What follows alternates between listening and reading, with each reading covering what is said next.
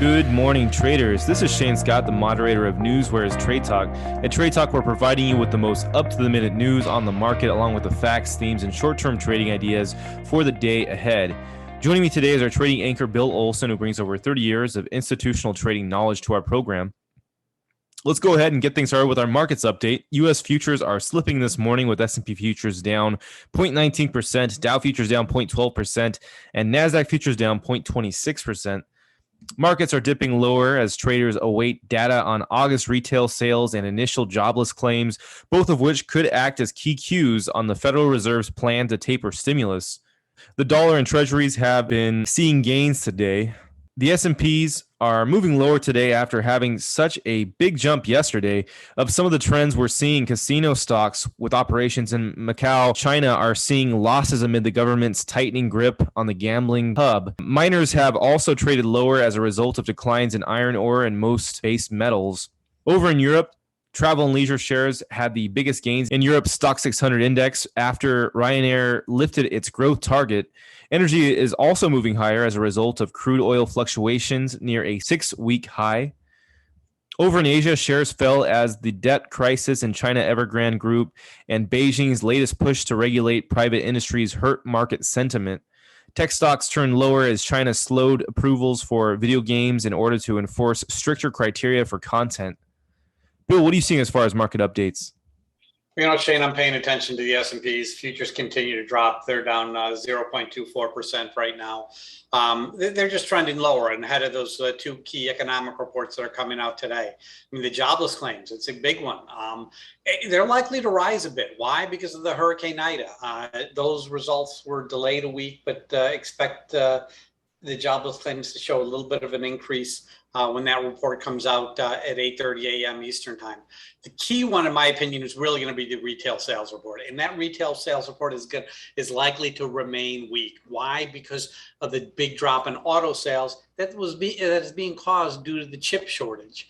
I'm really concerned about this print. I mean, if it's lower than a negative 0.8, this market could, weaken, give back the gains that we saw yesterday. So we're very cautious right now. I see the S&Ps continuing to drop, so I am cautious going into today.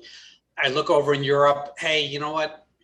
Travel and leisure. It's all about travel and leisure. Ryanair. This is why European markets are trading higher. There's also the German export data, which was very positive. They came out this morning.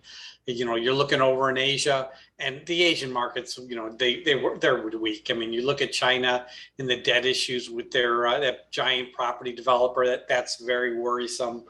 The Hong Kong market continues to slide big percentages every day. I think they have a hodl day tonight as well.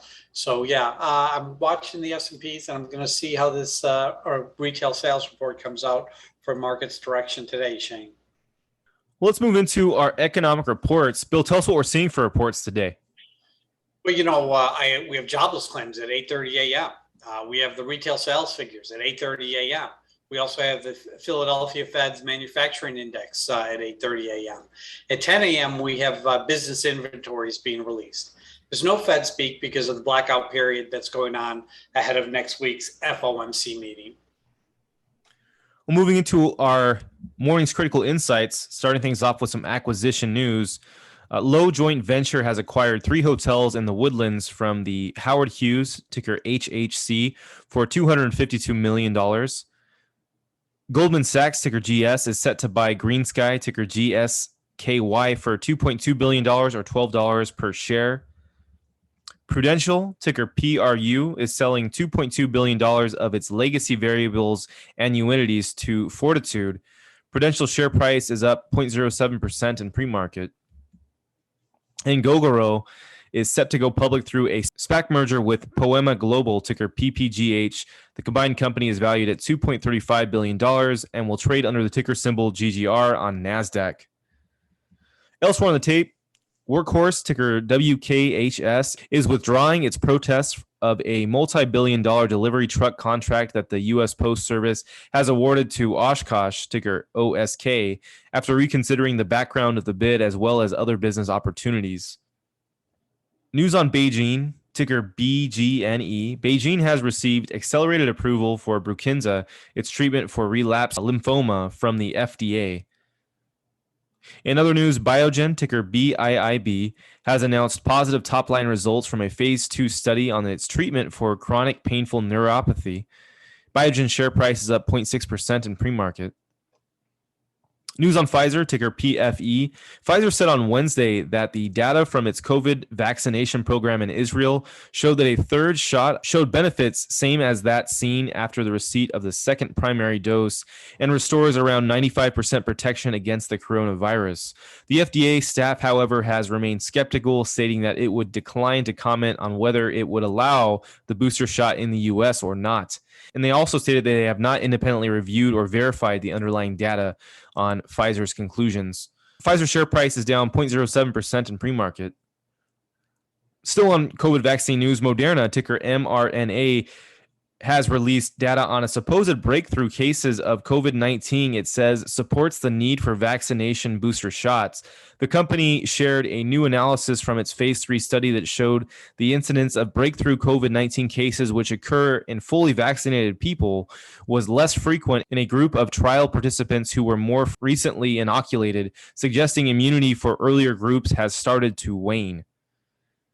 Lastly, for me, one on Wynn Resorts, ticker WYNN. This is on news that we were just talking about earlier. Wynn has downgraded by analysts on Macau uncertainty, specifically for JP Morgan, from $122 per share down to a new target of $89 per share. This is directly following Macau government's announcement to tighten its casino regulatory oversight, and this could have potential implications on gaming patron spend, as well as reduce the casino's ability to repatriate Macau free cash flow back to the U.S.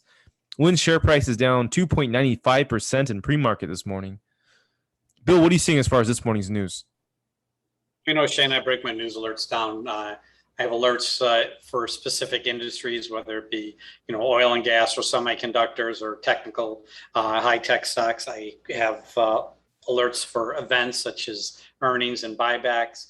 It just lets me, jump on the news very quickly and very fast as soon as the items come breaking across the wires.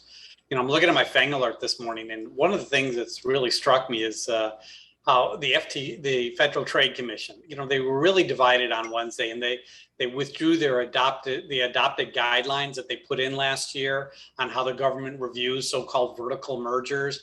I mean, this is the latest sign that the agency is looking to escalate antitrust security of deal making. In fact, the FTC chairwoman, Lena Khan, she said that she was concerned about the recent Trump era guidelines giving too much credit to business efficiencies and other potential upsides of vertical mergers, while not really recognizing the harms that some of these deals could possibly create. The new guidelines that they're going to put in are going to be much more stringent and much more tougher. We're going to have to wait and see. I'm looking at certain specific issues in the FANG sector, and Amazon, for example. Amazon, and also Walmart, they're really coming back with installment plans. These, installment plans are becoming much more important to these firms.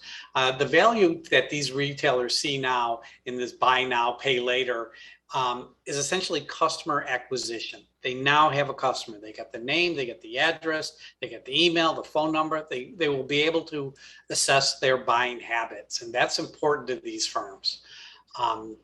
Amazon's reviewing proposals right now, as it's actually considering replacing JP Morgan Chase as its credit card issuer, and looking to move more with one of these pay now, buy now, pay later type programs.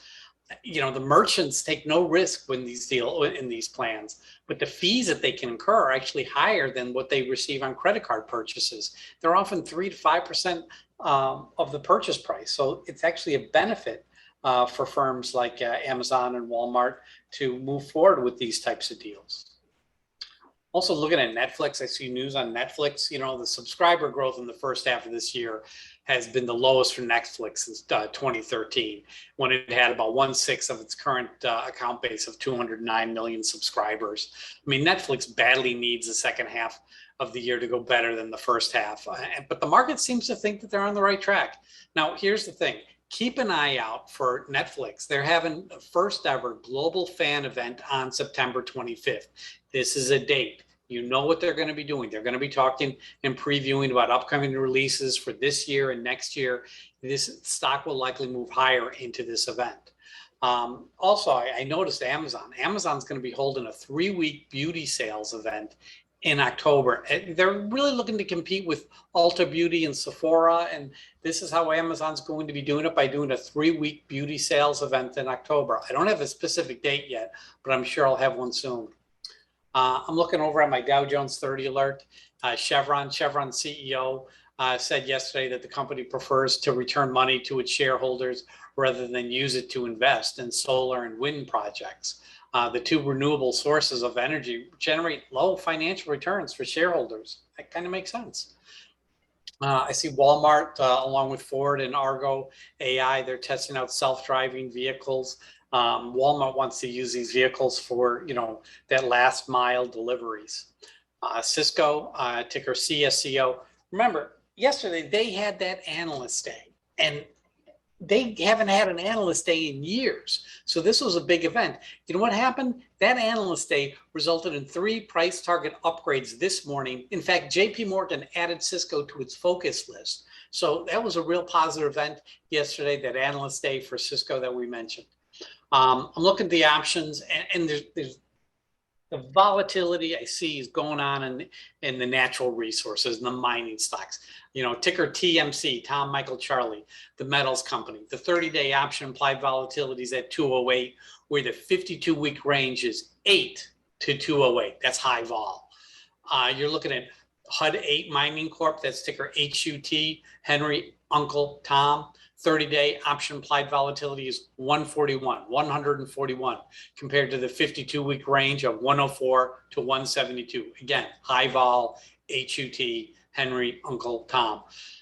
We're looking for catalyst calls today. I see one on ticker WY, William Yellow. Citibank put the stock on its catalyst watch ahead of the September 2022 analyst day, and they're reiterating its buy rating on the stock with a $45 price target. In terms of buyback news, Curtis Wright, that's ticker CW, Charlie William, their board just announced a $400 million for future share repurchases. So these are the news events that I'm seeing at the tape this morning, Shane. Let's talk about our Trade Talk picks for today. I'm picking Moderna, ticker MRNA. This is often news of the data release they gave about how people in the group that had been recently inoculated hadn't been seeing these breakthrough COVID cases that people otherwise had. And this was something that, a little bit of hot news. I mean, the president of Moderna was on the news speaking about this, and even Biden had met businesses yesterday, CEOs and business leaders, on vaccination mandates and complimenting them on really making sure that people were receiving the vaccinations they needed. So definitely seeing how the news is going, seeing the trend on the data, you can only imagine that this is going to apply to boosters as well very soon. So this is good news for them. And they're already up a little bit in pre-market, up about 0.01%, a little bit higher earlier. So I see positivity there. I could definitely see them going higher. So that's my pick. What's yours looking like, Bill? Going with Verizon, ticker VZ. I mean, they received a couple of partnership deals. That was pretty nice this morning, I noticed. The new iPhone, along with the accessories, and it's really going to start to help boost the stock price, as Verizon really is Apple is one of Apple's main deliveries.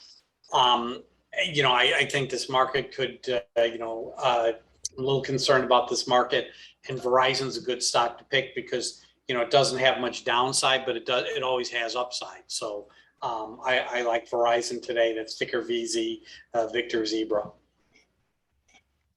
Moving into what's hot off the press, the news that's hitting the tape as we speak. Let's talk about it. Bill, what are some headlines we should let them know about? Allstate, ticker ALL. Allstate just released their, the August numbers for their catastrophic losses. Here's one on Amazon, ticker AMZN. It said that its estimates to provide 25,000 permanent jobs in Spain before the end of 2025 is a go. It also plans to train 50,000 small and medium businesses and entrepreneurs to sell online over that period. So the company is actually celebrating its 10th anniversary in Spain. Oh, wow. Oh, wow. U.S. Commerce Department, August retail sales plus 0.7%, where the consensus estimate was going to be negative 0.8. So that's a real positive. We're due for, we're going to see a good move and a turnaround in the S&Ps. Some interesting news on AMC, ticker AMC. They announced today that they're starting to accept cryptocurrency as payment methods for online ticket purchasing and concession payments by the end of the year. That August number for Allstate was 843 million, and it comprised 11 events. Huanzhou Group, ticker HTHT, the CEO, G, is to step down and be succeeded by, looks like Jin. JP Morgan to support Alipay to provide credit card payment services for Alibaba in the U.S.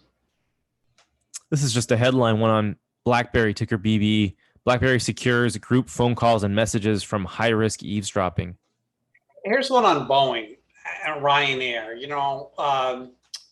Ryanair just said that the performance of the first batch of the 737 MAX orders that they did has exceeded expectations and helped them bump its 5-year growth forecast to 50% from 33%. Now, they balked at buying 10 more additional planes. I think they'll probably turn around and give Boeing that order now. Ticker TAAL, Tom, Apple Larry. Preliminary Q3 2021 revenue guidance of 11.5 million to 12 million. Gilead Sciences, ticker GILD, announced some new study data for its treatment for triple-negative breast cancer. Looks like some positive data came out for them. Anything else interesting for you, Bill? No, that's all I'm seeing this morning, Shane. Same here. So that'll do it for what's hot off the press. Traders, keep in mind you can receive the same breaking stories that we're getting simply by subscribing at newsware.com. Check us out and get a free trial. Moving into our scoreboard, talking about how our picks did from Wednesday. I had Nikola, ticker NKLA, which opened at $10.16, but we knew that just wasn't going to hold. It was just too high. So we said wait until later in the morning to find a better buy-in time. I gave the suggestion wait till at least an hour. And so if you did wait at least an hour later, you could have got in around $9.74. The stock continued to move lower from there until about noon, where it went down maybe to about $9.50. Ended up closing higher than that at $9.76. So just a few cents over where we ended up buying in at. For us, we mostly just broke even. But the nice thing is that the stock price is going up still today. So for anyone who held on till after the close, the share price is already up another 0.92% in pre-market today. So from that regard, not bad. How'd yours end up doing, Bill? I did AMD yesterday, Apple Michael David. Stock opened up at 106. And it was up strong in the pre-market, so I like that. It continued its rally in the morning, actually ran up to 106.32, but it just couldn't hold, and it fell back down to 105.60. So it wasn't great. It was okay. There was a small gain to be made, but it wasn't great there. Well, that's going to do it for us here at Trade Talk. But traders, you know what to do. Let's get out there. Let's make some green.